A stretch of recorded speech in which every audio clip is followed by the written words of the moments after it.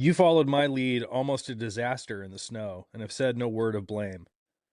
I will follow your lead now, if this last warning does not move you. It is not of the ring nor of us others that I am thinking of now, but of you, Gandalf. And I say to you, if you pass the doors of Moria, beware.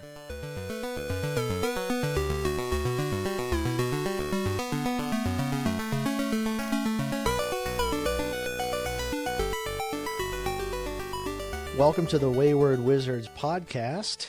Today we're reading Book 2, Chapter 4, A Journey in the Dark. My name is Logan. And my name is Zach. It's an action-packed chapter this week, Zach. We got a few, truly iconic scenes coming up.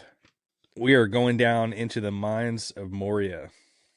Yeah, I love the... I sort of forget about this chapter, A Journey in the Dark. Yeah. Like the sort of like transition from, the mountain to like under the mountain. Yeah. And the fight with the wargs or the wolves or whatever they are. Yeah, I guess they're wargs. Like disappearing body wargs. Yeah, strange. Really strange. Strange stuff. Next chapter, chapter 5, is where the truly iconic showdown between Gandalf and the Balrog happens. That's coming right up. Yeah, that's what I think. I guess that's like, maybe it makes sense that that's like larger in my mind, but right.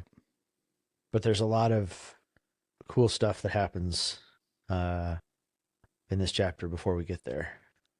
Absolutely. As well as some, just some comedy. The character moments in this chapter are really good, I think.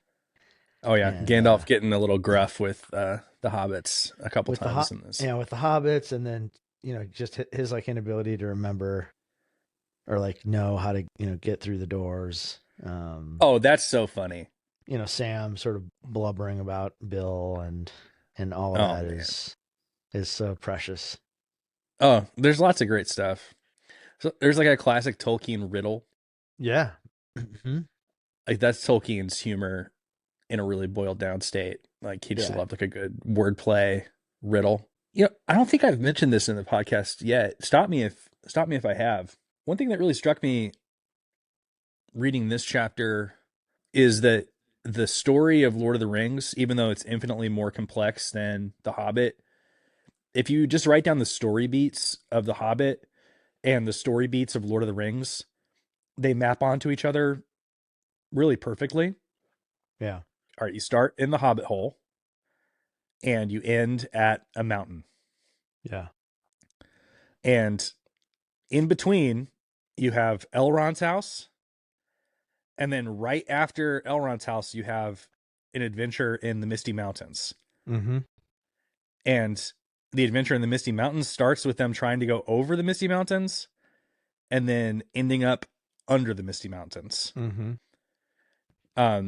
Whether it's because of the rock trolls and the Goblin King, or because of Caradhras just throwing rocks at them and then a big snowstorm coming. They have to retreat down subterranean under the Misty Mountains, and they encounter an evil there, whether it's Gollum and the goblins or it's the Balrog and the orcs. So that really struck me this time through, that at its simple level, the story really does map onto that simpler story really well. Yeah, it does. I guess I'm of two minds about it. I sort of like when stories rhyme. Yeah. And it makes sense. It's the same author. But I also kind of think if it's not broke, don't fix it kind of thing. Yeah. And I like that Frodo's journey, echoes Bilbo's, and then it pushes past, right? Yeah. So Bilbo's this special hobbit and has, all this wisdom and perspective and stuff because of his age and because of what he's done. Right. And Frodo kind of gets all of that and then gets launched out of that story into his this like further growth or Right. experience. Um, that's pretty cool.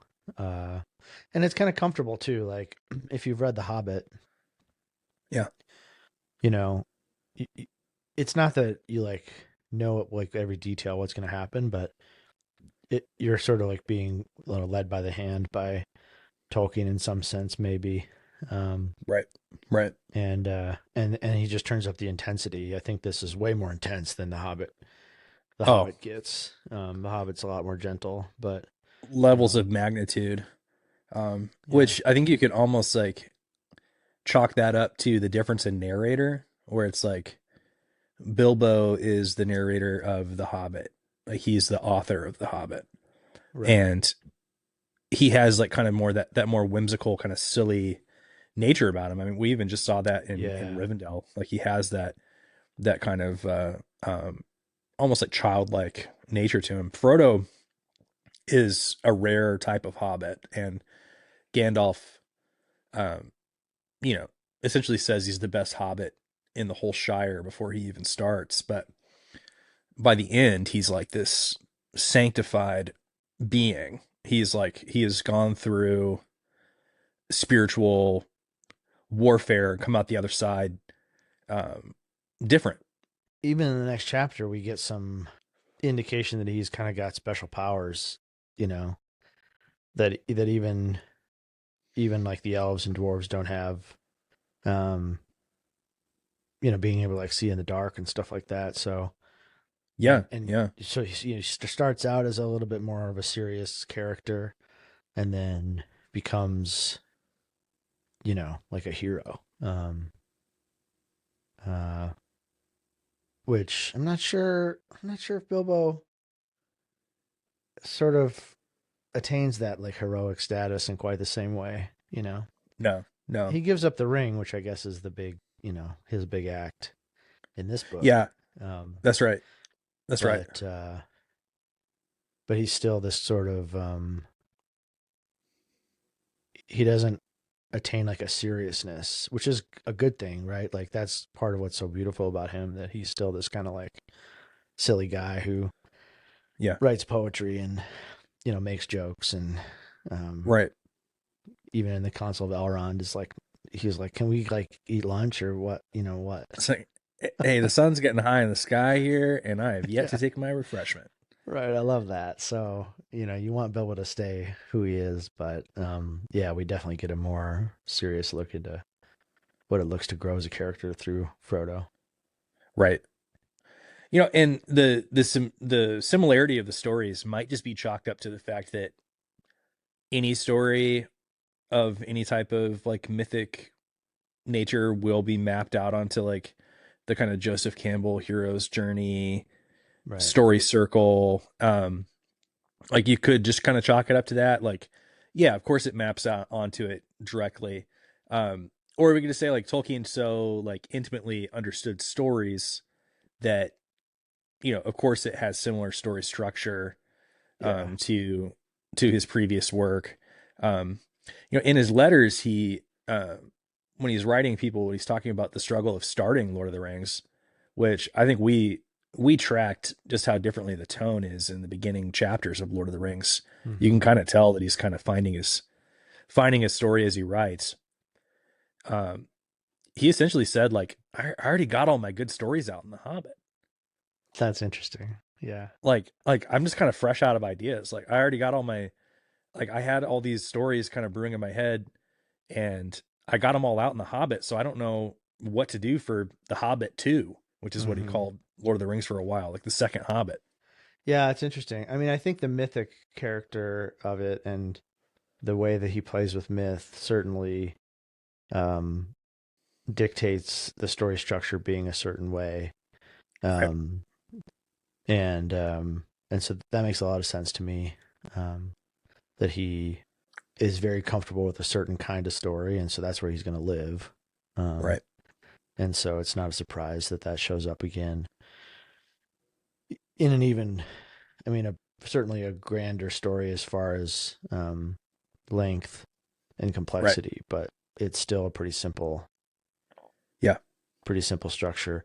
And you're right, like every story breaks down into some kind of a structure. Right. Right. That is pretty easy to describe once you can see it. Even if you see the magic trick, like if you kind of see behind the veil, and I'll speak for myself, even knowing that a story is going to hit certain beats, we still enjoy it. Yeah. And it kind of gets to just the fact that, like in this book, it just kind of takes for granted that the good guys are going to win. Like, Frodo and Bilbo talking in Rivendell, Frodo saying like, have you thought of an ending to your story yet? And he's like, stories should have happy endings. Yeah. Like that's kind of a wink from the author to kind of like let us know like, hey, this is going to work out. And we never It's really gonna be have any okay. doubt.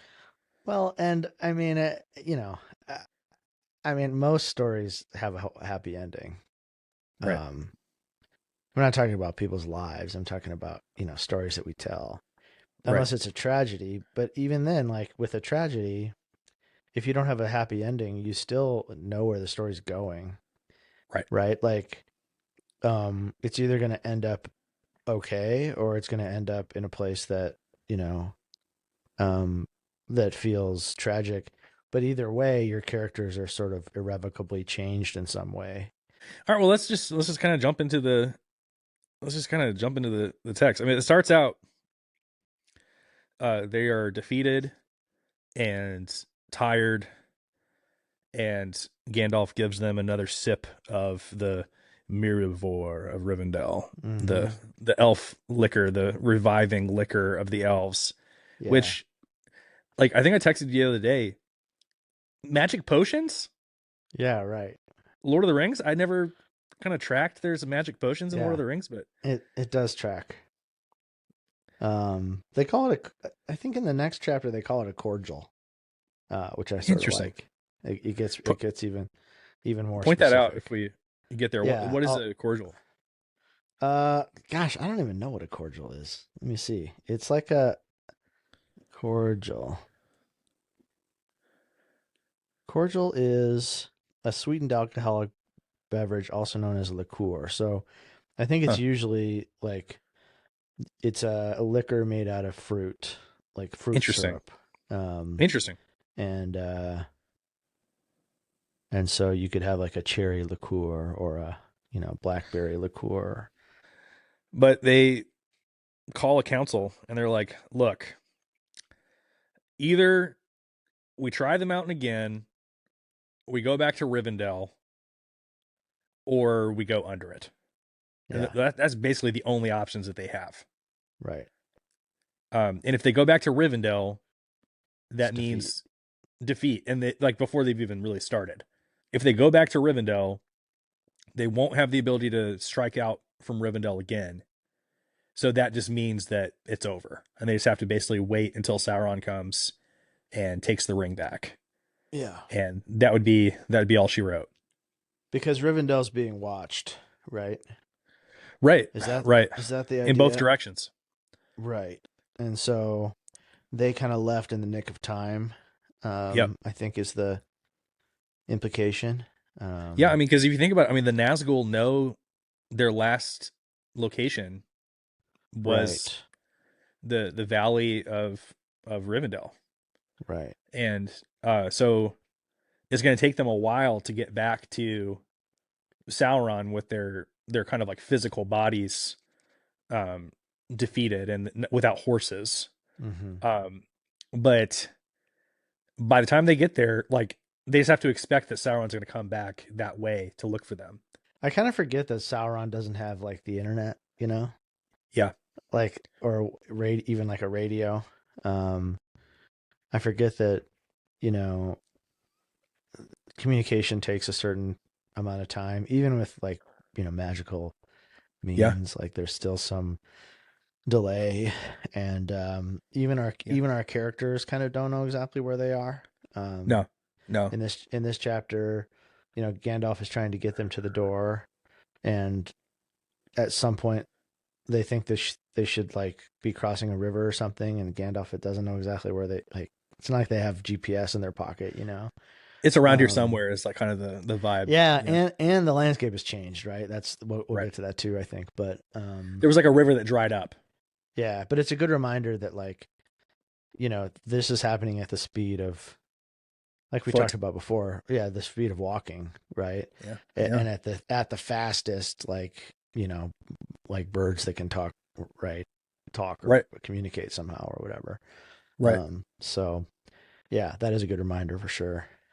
What'd you call it in Star Trek? The speed of plot. At the speed of plot, yeah. But I do think that Tolkien is really careful not to fall into that trap. Not, I mean, there are times, I guess, where it comes up, but um, I think that more often than not, he's pretty deliberate about how fast things can go. Well, I mean, I So think this chapter is a perfect indication of that because they're going to Moria, not knowing what they're going to find there, and mhm. there's the distinct possibility that there is a dwarf colony there that is just rocking along doing just fine, but Yeah, they which would haven't be heard super from them. helpful, right? I mean, yeah, I mean, Gimli's like, oh hell yeah, we're going to Khazad Doom. Right. Sign me up. I want to see that Mirror baby. You know, he's like ready to go. Yeah. Everyone else is like, hey, we've not heard from Balin in like decades. Right. But just the fact that they don't know for sure that that's a like a for sure answer that things have not gone well, Yeah. just shows how, like, you know, they're far enough away from each of these like strongholds of the different races that it's not beyond the realm of possibility that everything is just fine in Moria. Does that maybe say something about the dwarves too? Like sometimes they might just like dig into a hole and, you know, not come out for a few decades. That I sounds think about it. right. I think it might. You know, like yeah, well maybe he. You know, they're just like busy. You know, fondling Mithril or whatever, and they're not going to let us know. You know, until they're ready. Yeah, so it's interesting. They kind of have this argument, and nobody is like super thrilled with the idea except for Gimli. Gandalf says that he thinks that they should go to Moria. But Boromir says, it is a name of ill omen, nor do I see the need to go there. If we cannot cross the mountains, let us journey southwards until we come to the Gap of Rohan, where the men are friendlier to my people, taking the road that I followed on my way hither. Or we might pass by and cross the Isen to Langstrom and blah, blah, blah, blah. So he's basically saying, like, why don't we just like follow the range of the mountains? And if you look at your Lord of the Rings map, you can see where they are. The mountain range continues down southwards. He's like, why don't we do that? And Gandalf's like, bro, that would take a year. He's like, we cannot afford the time. It would take a year to walk that long. So Yeah, I mean, walking around a mountain range is like, yeah, I mean, you just think about how big like one mountain is, you yeah, know, not to mention like a whole range of them. So yeah, it's not like, and the passes they've already tried, they're kind of like easiest pass. And obviously that didn't work. So it's not like they can just go through. Um, and he's but like, it's enemy occupied territory. He's like, the right, danger will increase with every league that we go south under the naked sky. Like they're being watched from above, right. and so they can't just walk. So that's off the table. I mean, so the options as we see it are go back to Rivendell, which would mean admitting defeat, and there'd be no chance to strike out again. So Yeah. that would just be we're just in a completely defensive mode if we go back to Rivendell. We just have to hold out as long as we can, Hmm. but we know eventually Sauron's going to come knocking. We could walk south, but it's enemy territory. It would take a year or more to get to the Gap of Rohan that way, and they're not gonna be able to do it. They'll be caught. They'll be seen, or go under the mountain. Yeah. It's like the worst bad option. Yeah, Um, yeah, and as we, you know, as we were talking about earlier, that it's an option. It's the least bad, but it's also, I mean, they kind of know the least about it also at this point. right, Like they don't really know what's going on in there. right. Um, Gandalf has been through it before, so he does have some knowledge. And then I think Aragorn also had spent some time there, so they don't Yeah. love the idea, but and Aragorn doesn't want to go at all. But I think once the past defeats them, Aragorn's willing to kind of follow Gandalf's lead because he's Gandalf, Yeah. right? Like, Yeah. Yeah. you know, he's not going to lead him astray. And then once they're in Moria, Aragorn's like, look, there's like crazier stories than this about Gandalf. Yeah. Yeah. And so Yeah. so Aragorn like has all this knowledge, about who Gandalf is and what he's capable of. So We're skipping a little further ahead here, but yeah, did you catch the bit? Did you catch the bit where he was talking about the cats of Queen Beruthiel? Yeah. I actually What's that underlined about? that. What is that about? I I know. kind of I remember. I want to know about that story. I mean, as far as I can tell, it was like one of the queens of Gondor, Yeah. and Yeah, she here it used is. cats to spy for her. He says he is sure of finding the way home in a blind night than the cats of Queen Beruthiel.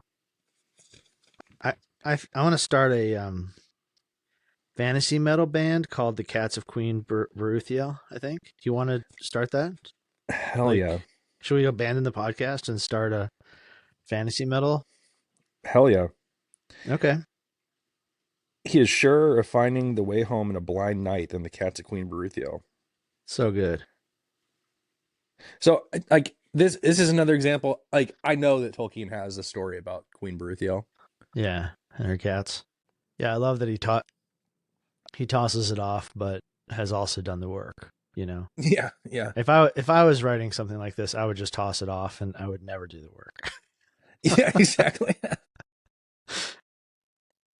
What we can arrive at is that there is no other option than for them to go through Moria. It's kind of like he even calls it a council. He says like we have to call a council, and I love how you talked about the Council of Elrond starting out. It's like a funnel. It's like shaped like a funnel.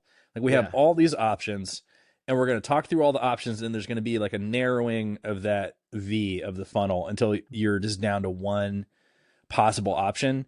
Yeah. And they arrive logically at the conclusion that Moria is their best option, but they decide to like wait a little while to vote because Frodo is like, I can kind of see that the company is not leaning towards Gandalf here, so why don't we sleep on it? But while they're resting after kind of having come to that conclusion already, it becomes a moot point anyway because they hear the howling of wolves. Yeah. So Frodo has just said like, "Hey, let's wait until the morning to make a vote." And they're in despair and they're like, "Oh, how the wind howls." And then Aragorn is like, "Howls? Yeah. That's not the wind. Like, it's the howling of wolf voices. The wargs have come west of the mountains." And Gandalf's like, "I told you. Right. The The hunt hunt is is up." up. Yeah. Like So good. so I think like the implication is that between the spies of the birds and then their very visible crossing of the paths of Caradhras. Do you remember at one point that Gandalf says like, "Hey, it's like written that Gandalf the Grey was here because he had to use his magic to light the fire." That it's like a beacon for anyone who can read the signs. Exactly. Yeah. So I think what he's saying is essentially like, "Hey, I told you they saw us. So like gig is up. We got to Yeah. get out of here." And Boromir, who was the biggest like antagonist against the idea of going into Moria, he's even saying like, "Hey, I won't go unless everyone else is Right. against me." And he's like, "How far is Moria?" Like, so the sound of these wolves is Yeah. pretty. If they're going to be stalked by wolves the entire, journey, whatever, south, Yeah. around the mountains, that it's like not going to be doable. No, no. And then they're not even normal wolves. They're Right? wargs. Yeah. They have this big fight with the wolves, and I mean, forgive me if I'm if I'm going too far ahead here, but um, we're told that I mean, the weapons that the company has do make some kind of physical contact with these Yeah, they slice their throat. They beings. shoot. Legolas hits him with a couple arrows. Right. Um, they're scared of fire, and then when the morning comes, they look around and there's no bodies. The Yeah. only thing that's left is a one of like a damaged piece of Arrow. Legolas's Yeah. arrow. Yeah. So, I mean, do they get up and walk away, or do they disappear? So I never noticed this until you and I read this together. Yeah. And like next to this page, I wrote, "Where did the bodies go?" Right. Um, this is super creepy. Let me just read this little bit here. When the full light of the morning came, no signs of the wolves were to be found, and they looked in vain for the bodies of the dead.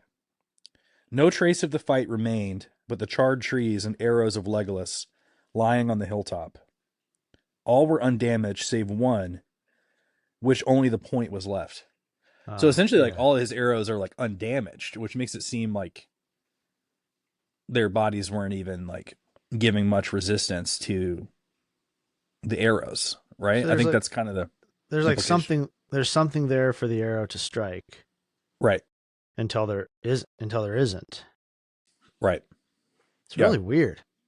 super weird. But Gandalf says, "It is as I feared. These were no ordinary wolves hunting for food in the wilderness. Let us eat quickly and go." So, this is at nighttime, Mm-hmm. and they hear the wolves coming, and Gandalf's like, "All right, essentially, like get in a defensive position. Throw fuel on the fire. Stand with your back to the flame. Mm-hmm. Pull out your swords, little hobbits.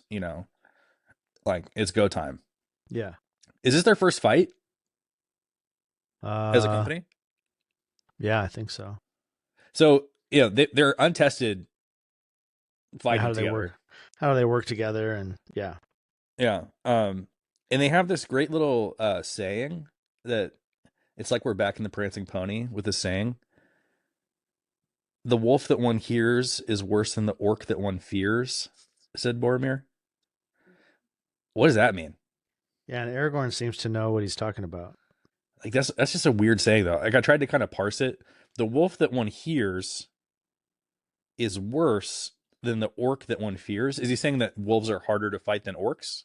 Yeah, or maybe that, if you hear a wolf, it's close enough to you to be a problem. Yeah.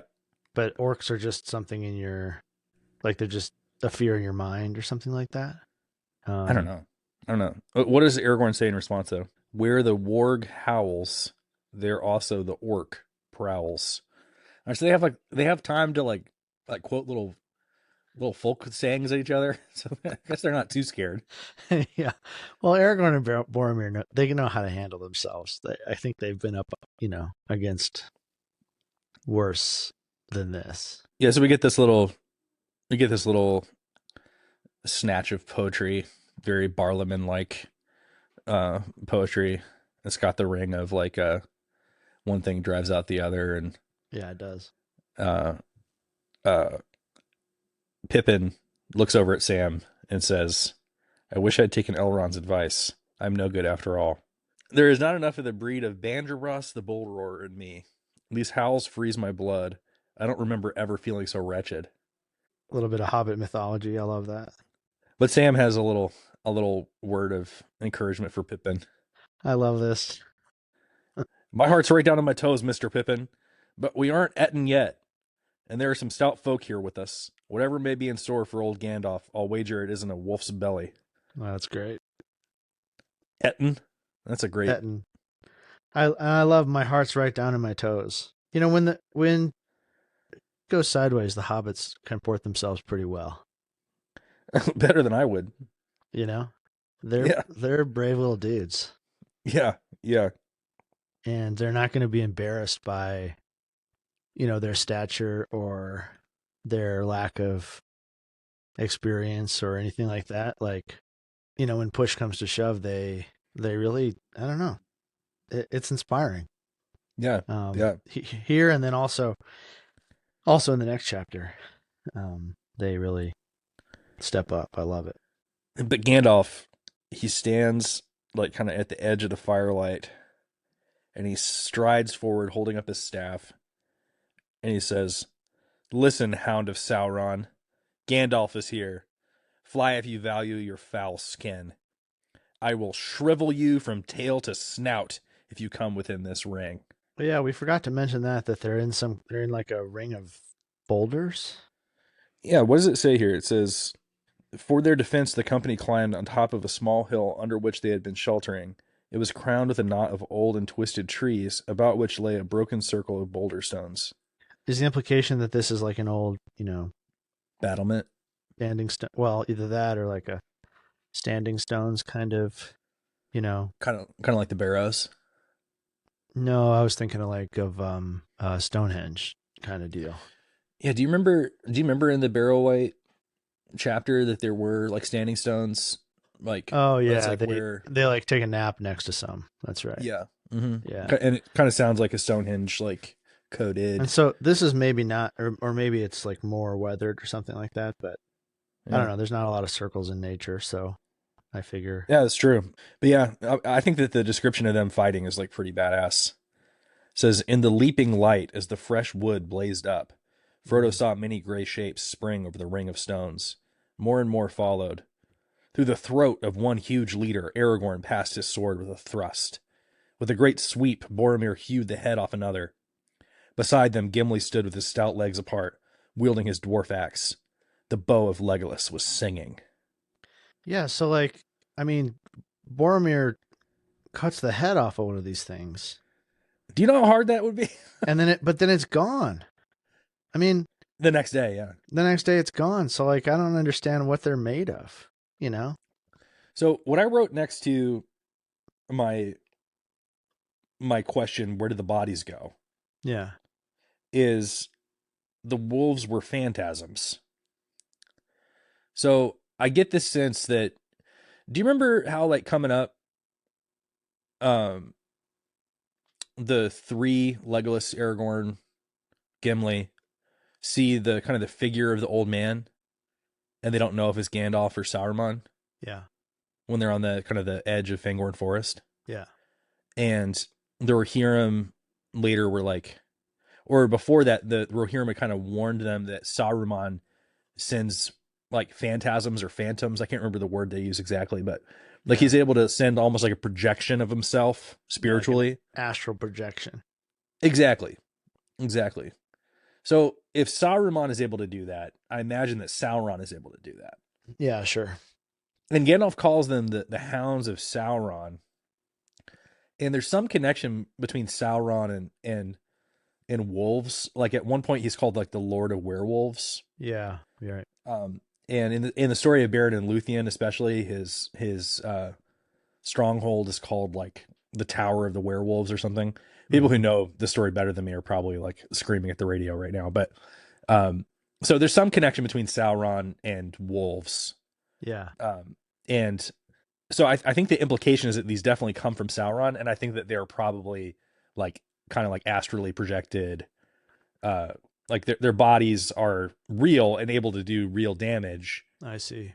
but they're also like spiritual, evil So, phantasms. so there probably. I mean, if we go that direction, there is a spirit or a physical threat Yes, that you actually have to contend against. It's not just like a apparition. exactly. They're not like holograms. Right, but it's also something that at the end of the day is not going to leave like a physical remain. No, no. Um, Or that they've been just kind of like their physical bodies have somehow been kind of like dissolved yeah. because of their evil. Um, Kind of like the Morgul blades, actually. You know how the Morgul blades Oh kind yeah, of they dissolve too. dissolve like a cloud Turn of smoke. turn into smoke. Yeah. Like the blade can still get you, obviously. I mean, Frodo knows that well, Right. but they can kind of dissolve away once their purpose is done. That's scary. I mean, it's kind of like I don't know. I think like I don't know. It makes me think of Augustine. Um, but that's because I'm All right, nerd. a nerd. But I mean, Augustine says that like evil has no being, right? Like Oh hell yeah. everything evil is a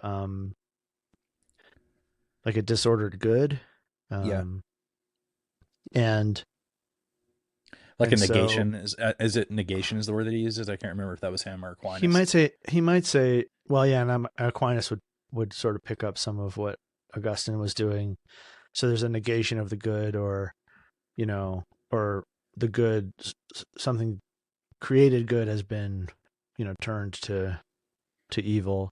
Like for something to be created for a evil purpose, like a warg or a morgul blade, Right. it somehow has like it's less incarnated or Right. less real or something like that than um Aragorn's sword, for instance, Right. or Right. whatever, a hobbit, Right. and so that kind of idea that it sort of smokes away because it never really existed, Right. um, Like or in a something. true way. Yeah. Yeah, in a true sense, and like the, I think we talked about the sub creator thing that Yeah. Tolkien and C.S. Lewis thought of themselves as sub creators, Right. and so like Sauron is also a sub creator, right? Yeah. And Yeah. so is Morgoth, and they see themselves as creators, but Yeah. the things that they create are so evil that they don't even really have Yeah. like true purchase in the world or something. Oh, Um, that's a really good way of putting it. I mean, because they have like a lack of humility in their yeah, creations, where they create because they want to be God, yeah, whereas like um for example, like when Aule the Valar created the dwarves, Iluvatar comes and is like, "Hey, dude, what are you doing? This wasn't part of the song." yeah, right. He's Like like, well, I was just trying to be like you, Dad. yeah, it's like, "Oh, Um, sorry, Dad. I just I really wanted to was be able to really, throw the ball like you, Dad." yeah, like I was just inspired, and yeah, Era's like, all right, okay, well, they'll just sleep until. It's like, "Hey, buddy." Well, the story is actually really moving because Aule, in his like obedience, lifts his hammer to destroy the dwarves, Yeah, that's right. and the dwarves cower underneath his hammer, and that's a symbol that they have their own like agency, that Mm-hmm. they have like an individual will, Mm-hmm. because before they were just kind of like automatons, Right. and he made them, but they couldn't exist outside of his thought and his Yeah, will. unless he thought about him. I like that. Exactly. Exactly. But that showed that Iluvatar had kind of like imbued them with a soul, and yeah, he puts the dwarves to sleep until the children, the elves and men wake up. Yeah, and so maybe there's something with Sauron where, while he's kind of manifesting these wargs Yeah, to attack the party, yeah, um, like that's his like thought or control over them. right, And then once they're dead, they like serve their purpose. He stops whatever the incantation or the spell or however we want to think of it, the magic that's like fueling these beings, and so they just sort of fade away. yeah, Um, yeah, yeah, yeah, it's even as we've talked about it now for 15 minutes or something, but yeah, um, it's mysterious. I yeah. love that it's, There's no answer. and I also didn't notice that until you pointed it out. Actually, I was like, oh, they like disappear. Strange. I've just read over that bit 100 times because I'm Yeah, like ready to get to Moria. But yeah, right, exactly. speaking of, you want to? Yeah, should we go to the door? They get to the doors of Durin, Lord of Moria. It says on these doors, it says, "Speak, friend, and enter." Yeah, And underneath, small and faint, it is written, "I, Narvi, made them." yeah, So Celebrimbor of Holland drew these signs, like that yeah. they signed their work. Right. Um, and then I love that Boromir's like, if you don't know how to open these doors or you don't know where they are, why did you bring us to this accursed spot? I think it's so funny Yeah, and that Gandalf's like, oh gosh, just let me think. God, like Boromir. Shut up, Boromir. He also tells Pippin that he'll like hit his head against the knock on the doors with your head, Peregrine Took. He's so mean. Yeah, but if that doesn't shatter them, I'm allowed a little peace from foolish questions. I'll seek for the opening words. But of course, isn't it Pippin or is it Merry who says, "What does speak friend and enter mean?" Exactly. Yeah. So it's the Hobbit's curiosity that gets him out of the jam in the long run. Gandalf even kind of gives him credit Yeah, for. He says like Mary was on the right path to right. begin with, and It's it was Merry. the Yeah. simplest answer that led to the end of the riddle. But one thing that we skipped over before we got to this point Oh yeah. is that Gandalf is like, hey, we gotta let Bill loose, Oh, that's which had right. which hadn't been discussed up to this point. And Poor Sam. he says we cannot take the beast into the mines, the poor beast. And Frodo's like, poor old Bill. I hadn't thought about that. He's like, Sam is really fond of it. And this is just going to just destroy Sam. Mm-hmm. And he says essentially, he's like, it's nothing short of murder to let him go with these wolves behind us. Mm-hmm. And Gandalf is like, you have to choose between Bill and your master. I mean, this is, talk about the choices of Master Samwise. Like Yep. he has to make a choice. He's like, you love this animal. It's a genuine love. You saved it from Bill Ferny. You gave it a name. And now you have to let it go. And Yeah. that's a really sad thing. But he lays his hands on his head and speaks to him in a low voice. He says, go with the words of guard and guiding on you. You are a wise beast and have learned much in Rivendell. Make your ways to places where you can find grass, and so come in time to Elrond's house, or wherever you wish to go. I like that he takes Sam seriously. You Yeah, know, yeah, Gandalf. There's a tenderness there, and he he doesn't just dismiss Sam's grief about this as like foolishness or whatever. yeah. He takes that time to kind of maybe even like give sort of it doesn't say it's a word of command, but a little bit of a It's like a spell. Yeah, magic spell or advice, to the to Bill. Um, and then he says, "There, Sam, he'll have quite as much chance of escaping wolves and getting home as we have." yeah. It's He's like like, Bill's probably got a better chance than we do, it's like in the like mines. he's like, hey, I know I've just been trying to get you guys to come with me into these mines, but this is not gonna be a fun No, experience. This is gonna be no, terrifying. And he essentially says like you wouldn't be able to get Bill to come into this place if yeah, you wanted to. you'd have to drag him in, and Sam's like, "Well, he would follow me." They're Yeah, yeah. they're two peas in a pod, Sam and Bill. But good on Sam. I mean, I think this is like one of the first times that Sam has to really make a choice um, of some consequence. The next time that he has to do this, I think, is really at the Mirror of Gladriel when he sees the Shire being hacked and burned Yeah, and mistreated. And he's like, I got to get home.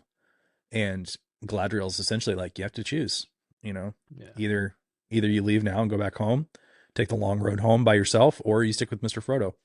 And that's what he does. yeah. And I think that's his big moment of agency is to stick with Frodo rather than go back to this place that he loves. Right. Right. And I think it shows that he sees the bigger picture too. Yeah. In that moment, obviously we'll get there in a while, um, but Sam, I mean, it's these little character moments. I don't know. People talk about how none of the characters change in Lord of the Rings, and I just think it's just a miss. You're not reading closely enough. No. No. I think the characters do grow and change. Yeah. Probably none more so than Sam. uh, he is. I mean, he sort of becomes the hero of the story by the end, and you don't expect that when you read the first book of Fellowship. I don't think. I can't really Um, think of a single member of the company who doesn't have like a significant transformation. yeah, Gimli and Legolas grow They like become toward each friends. other. You Yeah. know, I mean, Yeah. Aragorn steps out of this, disguise that he's been wearing, and He casts off the um, ranger and becomes the king of men. even Boromir like finds humility and sacrifice, in a way that he I don't think really understood before. Um, Gandalf literally dies and Gandalf comes gets back from that death. glow up. That Gandalf glow up. Gandalf the Yeah. Grey no more, baby. So, um, All right, so they're at the walls of Moria. So they've traveled some like 15 miles, give or take. They get to the walls, and Mary, sees the inscription and says, what does it mean? Speak, friend, and enter. And Gimli's like, that's plain enough.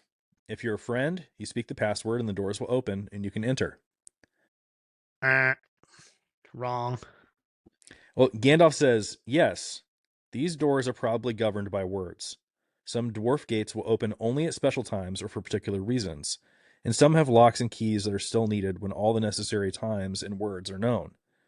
These doors have no key. In the days of Durin, they were not secret. They usually stood open, and door wards sat here.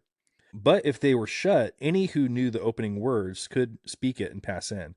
At least so it is recorded, is it not, Gimli? And Gimli says, it is. But what word it was is not remembered. Narvi and his craft and all his kindred have vanished from the earth. And then Boromir says, but do you not know the word, Gandalf? And Gandalf's like, no. The others look dismayed. So you imagine a groan. Oh my God. Yeah. It's only Aragorn, who knew Gandalf well, remained silent and Right. unmoved. So everybody is like, what? It's so funny. What do you mean? You told us to come here. You don't even know how to get in? Yeah. Then what was the use of bringing us to this accursed spot? Cried Boromir, glancing back with a shudder at the dark water. So one thing that we didn't mention is that you talked about the nastiness of the water. Hmm. So there was supposed to be a stream that ran in front of the gate, but it's Hmm. been dammed at some point. And so they have this like murky, nasty pool like right up Yeah. to the edge of where the gate is. And we'll see in a second that that's not an accident. The answer to your first question, Boromir, said the wizard, is that I do not know the word yet, but we shall soon see. He starts just like running through every password that he knows. It's like, you're locked out of your Amazon account. And so you're like, all right, was it this password? No. Okay. Was it this password with an exclamation point at the end? No. Okay. Was it this password with the first and last words capitalized? No. You just like kind of like work your way through. It's like, all right, was it the one that I used for AIM in seventh grade? No. I like that he gets so frustrated that he just starts saying Open. like password basically. He's like, Yeah. open, open. And he's like banging the wall with his staff. Yeah. We've all been there, Gandalf. Yeah. He even throws his staff on the ground. He's so frustrated. The way that he's searching for the password though is really where my like theory about like what magic in Lord of the Rings is comes from. Um, just the interchange of the words command and spell. And not to like belabor the point, because I know that we've talked about it quite a bit on the pod already, but spell just means word. It's where the word gospel comes from. So it means like the good word. And you might have heard like the good news be used for the gospel. So when you give a spell, all you're doing is you're saying a word. And so when he speaks with like a commanding tone, the word of command, the spell of command, the spell is really just essentially like him asking something to happen and then it happening, or Mm-hmm. like saying, move, open, stop, and that's what happens. And so, you know, he says, save the spell of command, nothing will open the doors. And then he speaks in a commanding voice, and he intones with tones of command, open, open. So I think that's really what a magic spell is. It's like if you have the required spiritual stature, and Mm. you ask someone to do something, they are compelled to do it. And I Yeah. think we see this more clearly later when we're introduced to the character of Sauron and we hear his voice. Yeah. Um, when he speaks, people want to do what he says, Hmm. and there's a certain spiritual stature that different characters in the story have. Eventually, Gandalf figures out that it's a riddle. Yeah, I have it. Of course, of course. Absurdly simple, like most riddles when you see the answer. It's a little joke from Tolkien. And he picks up his staff, stands before the wall, and says in a clear voice, Melon! Sure enough, it The opens. door opens. There's a seam where there was no seam before, and inch by inch, the door opens up. But unfortunately, because Gandalf had to go through his password manager and do every combination of password that he could, Yeah. uh, other members of the company got a little bored. Yeah, and Boromir throws a rock into the little lake here, huh? I love that Frodo's like, why'd you have to do that, Boromir? Yes, Why'd you do that? That was a mistake. Boromir, Why'd you have to do that, dude? I hate Boromir's this like, place, man. and yeah, and then the snakes start coming out of the water, like basically as soon as the doors start opening, right? Yeah, yeah, and there. I mean, this is creepy. I mean, so it's called the Watcher on the Yeah, Water, and we hear a little bit more about it later. That it's been here for a while. Um, it's like described as like tentacles and snakes, and they're called like luminous, and they they go right for Frodo. yeah. Sam is Sam. I love here's Sam again. Proving his mettle Yeah, that he's the first one to spring into action to save Frodo, and the rest of the company's like frozen. yeah. And it's not until Sam, jumps into action that the rest of them kind of see what's needed. And it's getting pretty hairy for poor old Bill. Uh, Yep. he has to contend with wolves and snakes. It never tells us that it's like some kind of a giant squid or whatever. I'm not sure. I know that's the Peter Jackson interpretation, but I don't even know if that's really. It doesn't. I mean, we don't really get that kind of description. We just get this idea of tentacles.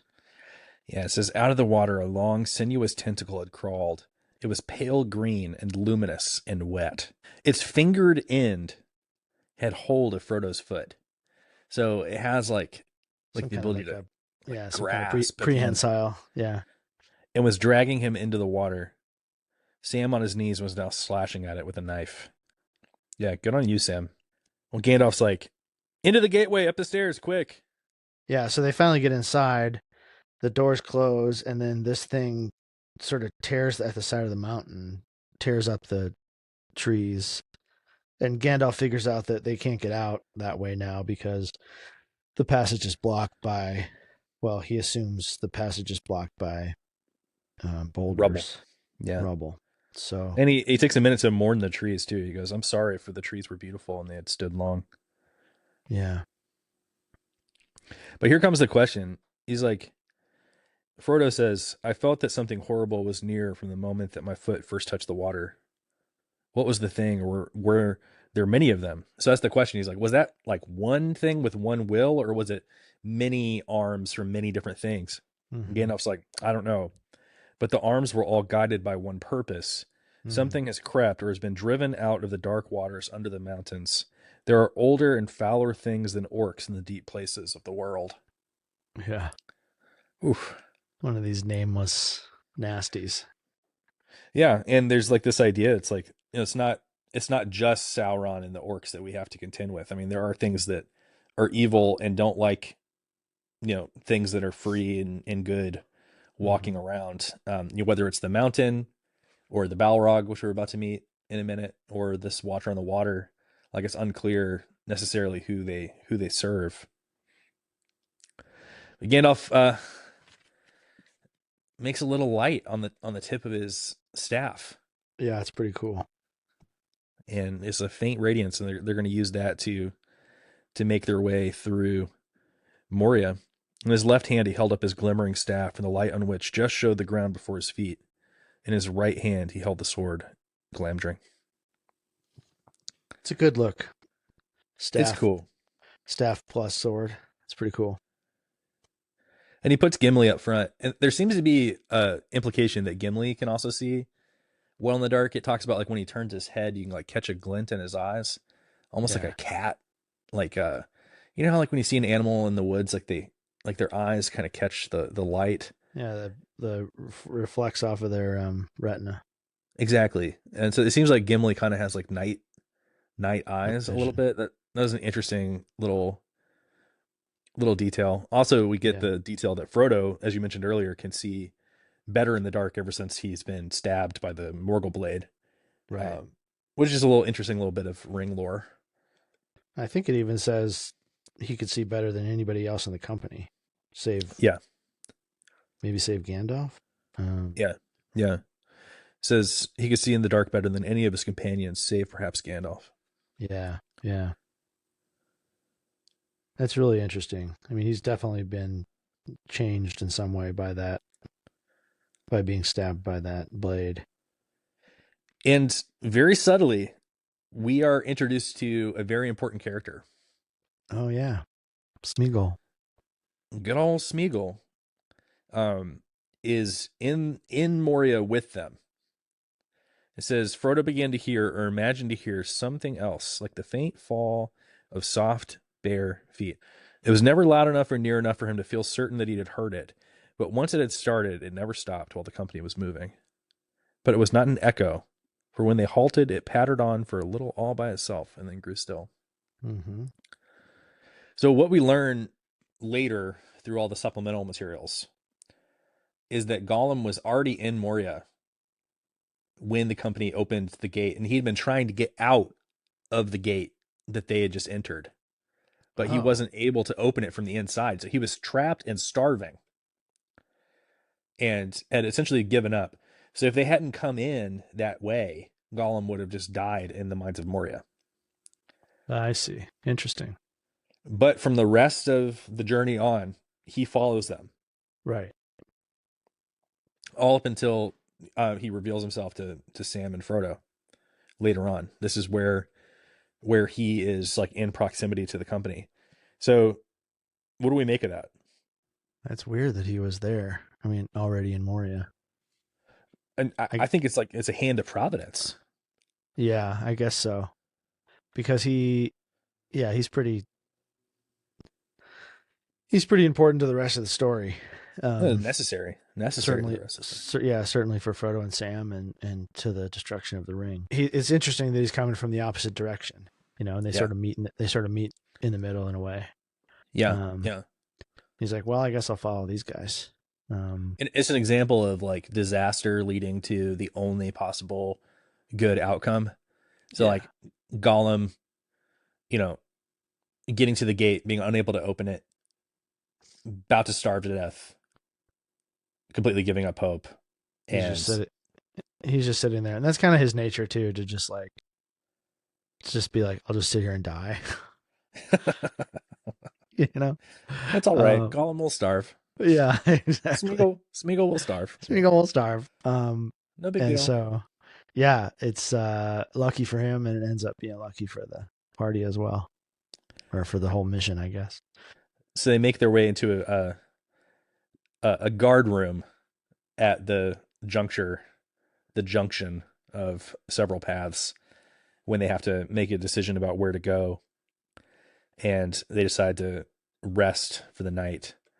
And that is when we're introduced to a very important hole in the ground. Merry and Pippin nearly fall into it. Let the guide lead you while you have one, is something that Aragorn says to Merry, with a little bit of foreshadowing there. Yeah. He says, one of you might have fallen in and still be wondering when you were going to strike the bottom. So he was like, hey, you would have been falling for a long time before you died. That's right. You would have had a long time to know you were about to die before you died. Yeah. But Pippin is curiously attracted to the well. So Gandalf's wrapped himself up in a blanket. Everyone else is just like kind of like getting some rest, and Pippin feels himself curiously attracted to this well, and he decides that he wants to drop something down it, which relatable. I mean, it's not so different from what Boromir did with the, next to the lake. No, I mean much less like sounding his horn before they left Rivendell. Yeah, Boromir is always sort of announcing his own presence. It's like, ha! It is I, Boromir. It's like, whoa, whoa, whoa, whoa, whoa. My truck nuts swing. Um, I'm just going to read this a little bit here. Yeah. Pippin felt curiously attracted by the well. While the others were unrolling blankets and making beds against the walls, he crept to the edge of the hole and peered over. A chill air seemed to strike his face, rising from invisible depths. Moved by a sudden impulse, he groped for a loose stone and let it drop. His heart beat many times before there was any sound. Then far below, as if the stone had fallen into deep water in some cavernous place, there came a plunk. Very distant, but magnified and repeated in the hollow shaft. Like echoes through the hole. What was that? What was that? You can hear Gandalf saying it. What was that? And Pippin, he confesses what he's done. He was relieved but angry. So he's relieved that it wasn't, an orc. Yeah. But we get another fool of a took. And, is this the first fool of a took?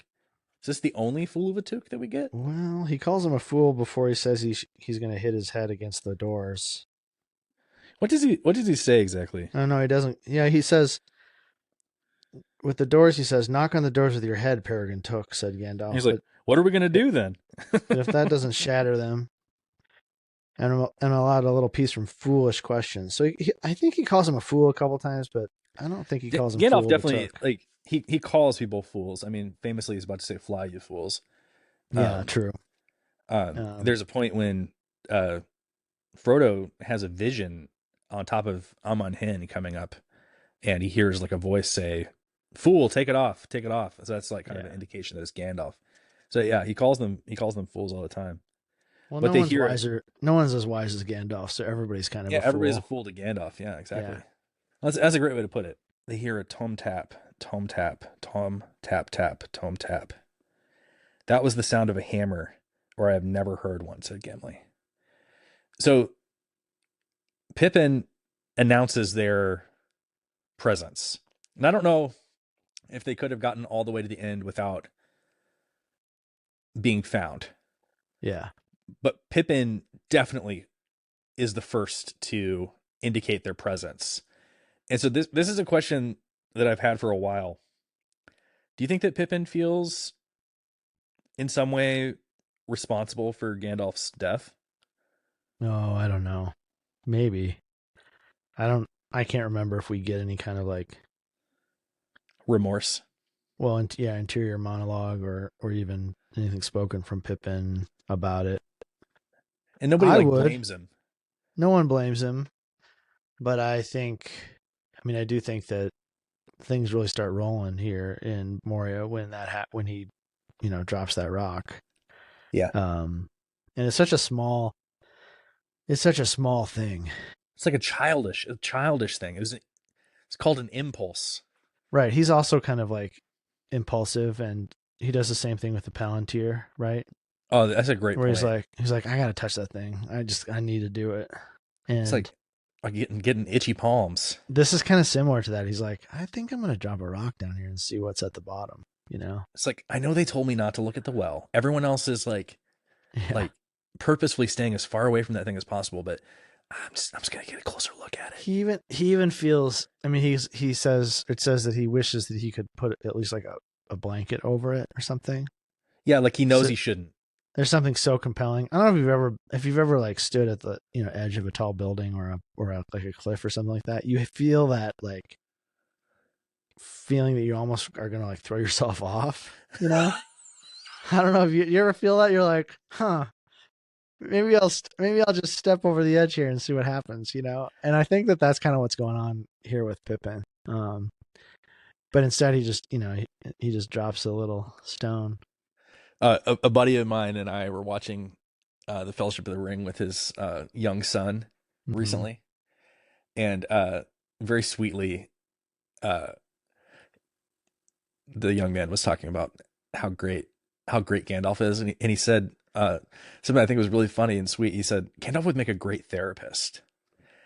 And then before I could even like stop myself, I was like, Yeah. well, he just told Pippin to kill himself, so I don't think he would make a very good. Like he says, throw yourself in next time Yeah, right. and save us the trouble. Oh, poor Pippin. He says, "Fool of a toque, this is a serious journey, not a hobbit walking party. Throw yourself in next time, and then you'll be no further nuisance. Now be quiet." He just tells him to kill himself. That's Hobbit terrible. Hobbit walking party is a throwback to the beginning of the book. Their first chapter away from Bag End.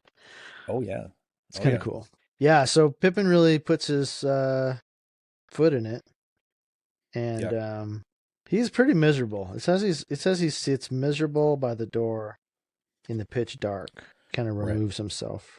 But then he has real fear, and Gandalf can't sleep. He's trying to figure out yeah. where to go, where to go next. And he lights up, man. I mean, one thing that I was thinking about as I'm reading it this time, I'm like, all right, you can't drop a rock down a well because it might indicate your but you can presence. Are you light, gonna but you light can some light a pipe. like I mean a fragrant smoky pipe might be just as so, but I think he says, like, oh, I've not tasted smoke since before the snowstorm. So he's like, Hmm. oh, I'm jonesing. So he lights up his pipe, and then that ultimately uh reveals which path he's going to take. Um and he leads the way. He says, I do not like to feel the middle way, and I do not like the smell of the left hand way. And there is a foul air down there, or I'm no guide. I should have took the right hand passage. It is time that we begin to climb up again. So he leads the way. Did you know the will-o'-the-wisp? Yeah, What is a will-o'-the-wisp exactly? Is it like a is it like a fairy or something? Like what is it? yeah. It's like a disembodied spirit. And I think that it's maybe like a Celtic uh mythology Huh. um fairy tale thing. There are will o' the wisps in well, the first time I came across it was Ultima Online. But Nerd. Nerd. you could fight will o' the wisps, but um they're also in the movie Brave, the Oh yeah, Pixar exactly. Pixar movie. She follows a will o' the wisp to the I can picture which it now. It's like kind of like an to the orb of yeah, it's just like an orb light. of light. Hmm. Yeah, interesting. So yeah, I think like a fairy or just sort of like a disembodied spirit, kind of a light in the forest. It's a great word, will o' the wisp. Yeah, it just it struck me this time. Well, they make their way into this cavernous hall, and Gandalf shows the extent of it with like a little bit more light. And I love Sam's estimation that it would take. You know, what does he say about busy as badgers? Do you have that? Must have been a mighty crowd of dwarves here at one time, said Sam, and every Yeah, one of mighty them crowd. Yeah, busier than badgers for 500 years to make all this, and most in hard rock too. yeah, What do they do it all for? They yeah, didn't live in these darksome holes, surely. Gimli's like, these are not holes. yeah, This is a great realm and city of the Darodelf. yeah. And of old it was not darksome, but full of light and splendor, as is still remembered in our songs. Then he gives us the longest song in the world. this is a long, this is a long song. The longest song in the It's so long. world. I'm like, okay, here's another Ah. poem by Tolkien. We get it, man. You're smart, whatever. Um, uh, I Sam loves love, it though. Sam loves yeah. the song. He's like, I Sam's like, like that. oh, I'm gonna have to remember that one for later, I man. should like to learn it in In Moria and Moria, Khazad in Dûm. Khazad-dûm, yeah. uh, I love this little bit of dwarf lore here, where it says, "The world was young, the mountains green, no stain yet on the moon was seen." So Yeah, it's no, like no like pock marks on the moon. It's interesting. Yeah, Like it's initially just the a moon was perfect like orb. a perfect orb, and then over time it was stained. And they wouldn't have known about like meteor strikes, but I think Yeah, that's an interesting little bit of that. Like there was a time like before there were names for anything, and before like wells had been drunk from, and the moon was like stainless. yeah, It yeah. shows like the deeps of time that we're talking about. Right.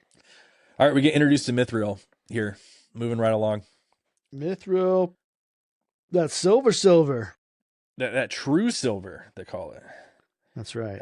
And it was what made the wealth of Moria. It says the dwarves tell no tale, but even as Mithra was the foundation of the wealth, so also it was their destruction. They delved too greedily and too deep, and disturbed that from which they fled, Durin's bane. Of what they brought to light, the orcs had gathered nearly all and given it in tribute to Sauron, who covets it. So that's an interesting bit of lore there that Sauron really loves Mithril.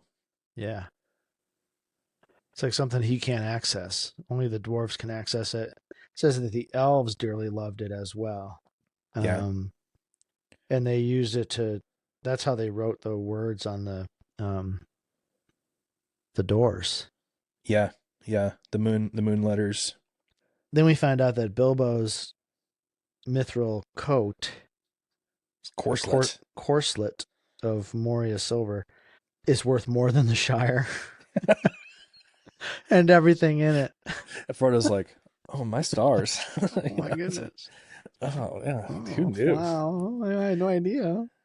I never told him, but its worth was greater than the value of the whole Shire and everything in it. Yeah, That's intense. had Bilbo known, he felt no doubt that Bilbo knew quite well.